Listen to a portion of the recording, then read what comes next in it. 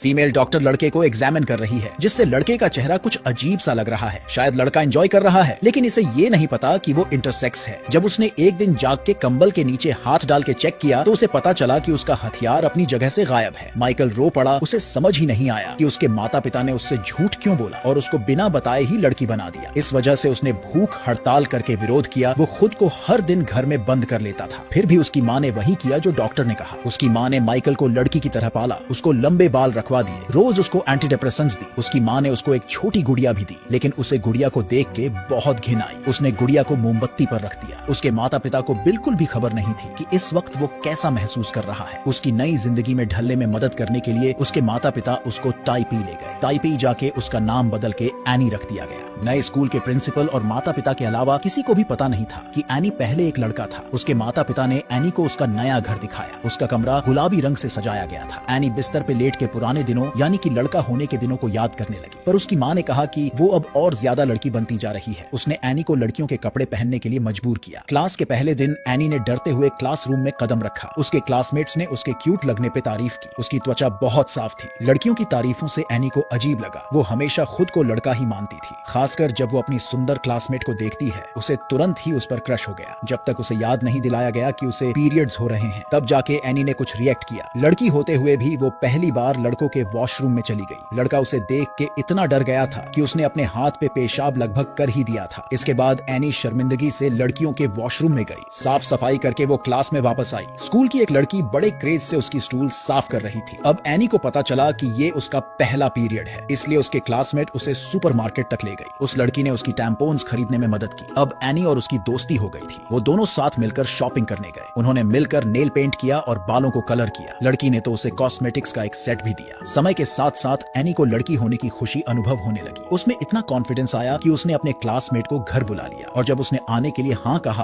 तो एनी ने खुशी खुशी ये खबर अपनी माँ को बताई। आखिरकार उसके चेहरे पर मुस्कान छा गई। अब जब वो बस में बैठकर बाहर गई, तब एक ठरकी आदमी ने देखा कि एनी कितनी सुंदर है। उसने अपना हाथ उसकी जांघ पर रख दिया। एनी के साथ ऐसा पहली बार हुआ था, इसलिए उसने अपने क्लासमेट से मदद मांगी। वो लड़की भी बहुत गुस्से में थी। उसने उस आदमी के चेहरे पर शराब फेंक दी। उस आदमी को बस से बाहर निकलवाने के बाद उसने एनी से पूछा कि तुम ठीक हो। इस हादसे ने एनी को उससे खुलने के लिए मजबूर कर दिया। उसने उसे बताया कि वो पहले एक लड़का रह चुकी है। जब उस लड़की को पता चला तो उसने बुरा नहीं माना और उसके राज को राज रखने का वादा किया, लेकिन उसे नहीं पता था कि एक बार राज शेयर कर दिया जाए तो वो फिर राज नहीं रहता।